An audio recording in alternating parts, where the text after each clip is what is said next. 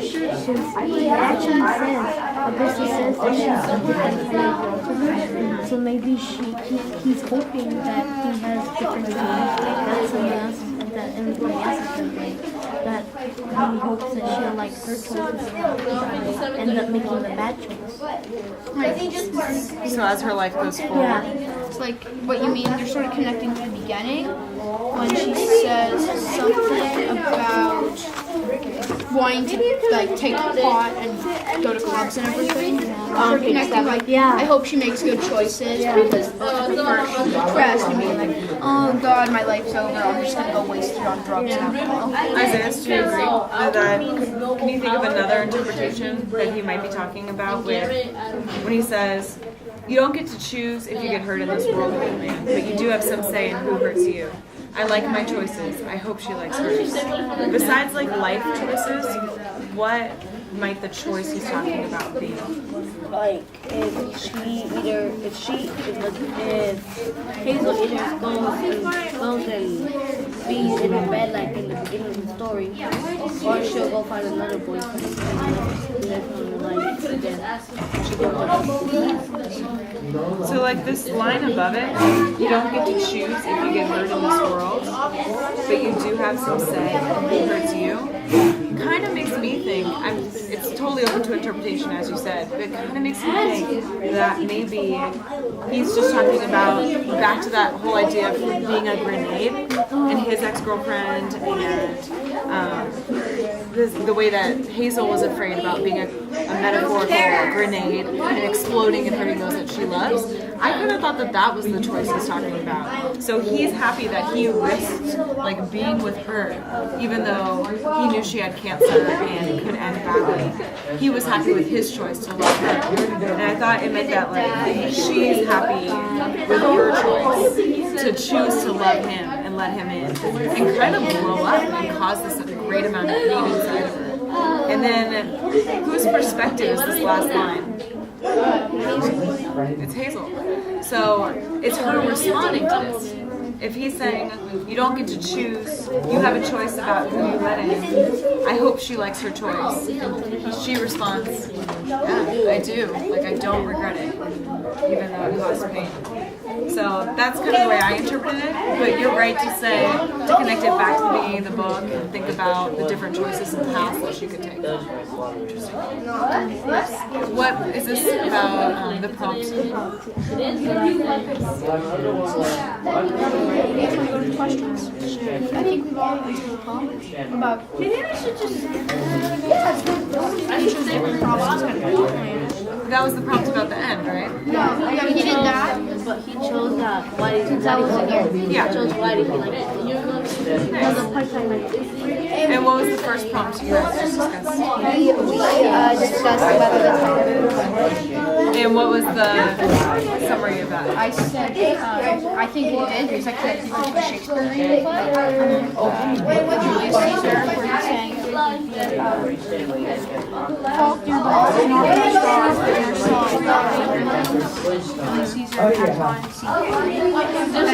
And I sort of connected it by saying, like, the fault is not in our stars, because people sometimes say that their bad luck is based on destiny, and how she's sort of, like, her doctors are saying that she's going to die young and not have much to left, but she's been living all this time, and that's the fault in her stars. The fault, her stars are her destiny. The fault is she's living and she's not dying. Did you all agree? Okay, guys, let's go to the question. I said this. I said, like, my quote was on page 49, and it said that,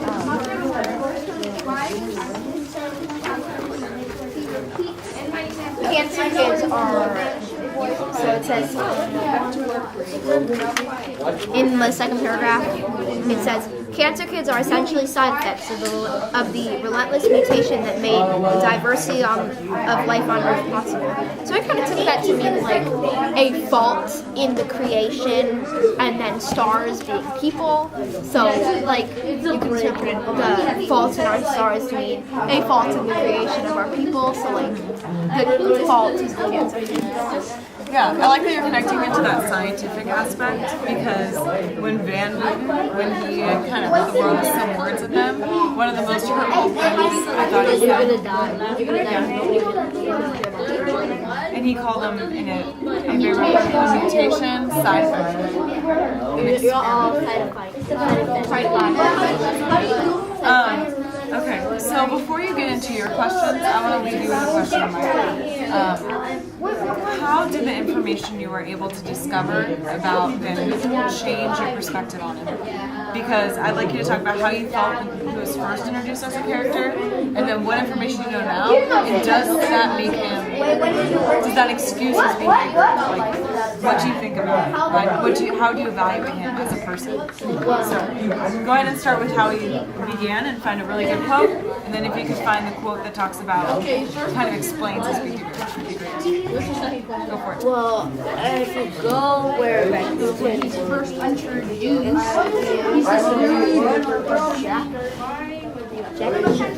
Jack Donkey. Jack Donkey. He really isn't really that. He's right here. Wait, no. 186. Yeah, 186. We're all about the end of the book. How are people feeling? In the end of your book, most people. So can we all like flip to the last page of the book? Sure. Last page of the book. Izzy, my book appears to be missing. So we want it.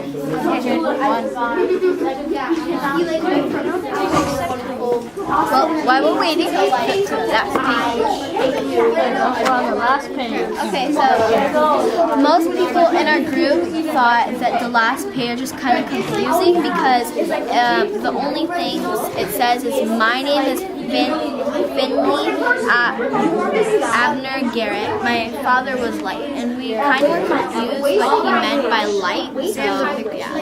And also, he adds adverb because his name was Finley Garrett. See, it says here, but it doesn't say. So there's another one that says my name is Finley Garrett, and now he adds. So what can you infer? It's his middle name. Okay.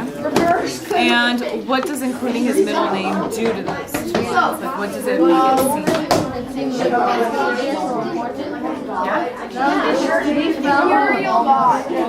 He's come to an end. But if you take all that, his family will be partners. I also thought Well, let's keep looking at this to start. Alonzo had something to say as well.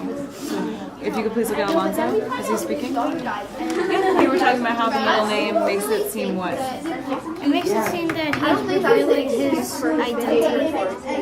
His true identity. So he's not just Finley Garrett, he's Finley Albert. Abner Garrett. So what were the multiple interpretations of what light could be?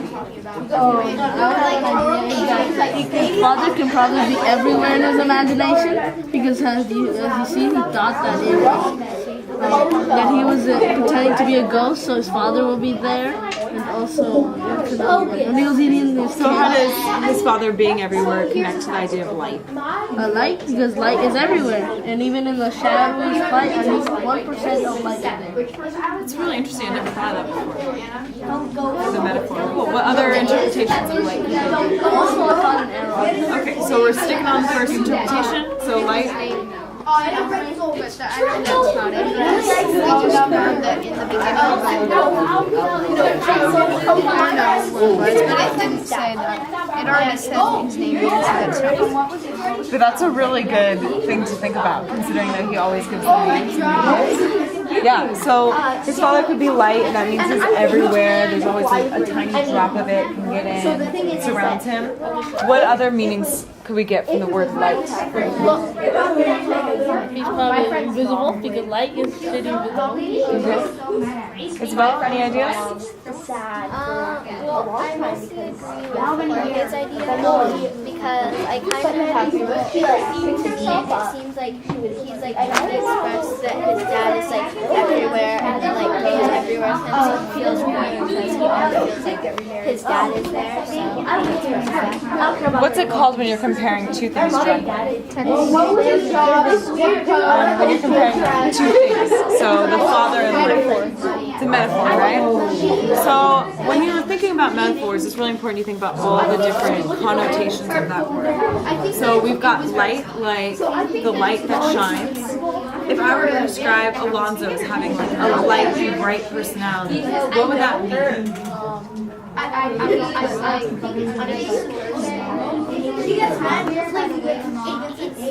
What else?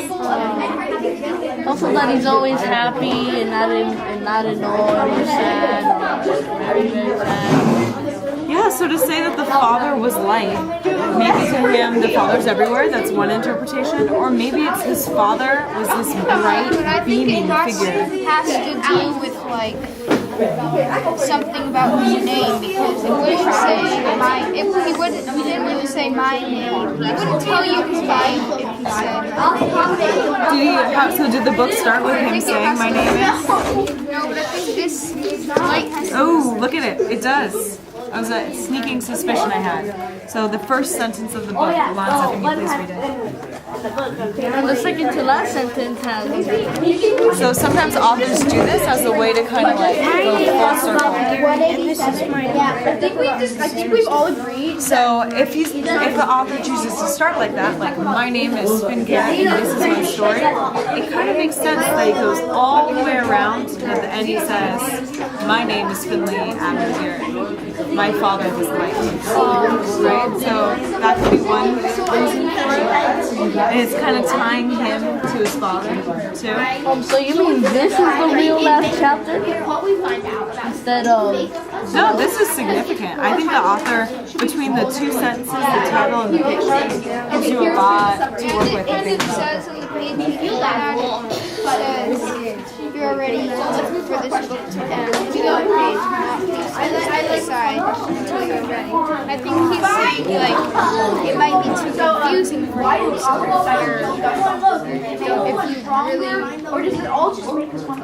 if you really want to know, turn the page, but it might be too confusing to figure out. So besides too confusing, what other reason might he be telling you, hey, don't move on if you're not ready to? Maybe it may confuse the people in a giant circle because they went all around the book and at the end they reached the beginning again. Isabella, what was trying to talk about? What do you think? I think when he says like if you're ready to turn the page, I think he like means like it's like very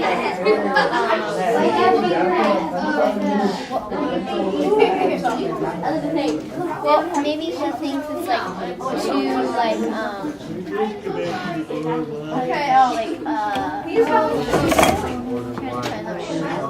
it's too like interesting and like thick for some people. And it might It's too like the word sometimes people use is heavy. It's like too emotional. I think I suspected a similar thing too when I was reading it. He kept, as it got more and more intense, he kept saying, "Stop! We need to take a break. We'll need to heal ourselves." Things like that. So I would like you to discuss a little bit about why they chose the tree and what the tree represents. About page 209. Okay. What's urban? Anyone has creepy at it. That's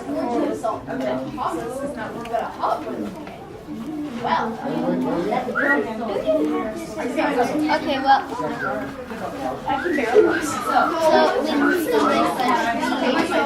from just looking at the picture, you can pretty much tell that the tree is a symbol of his dad, because the whole family is dead. I I mean, but do you think that the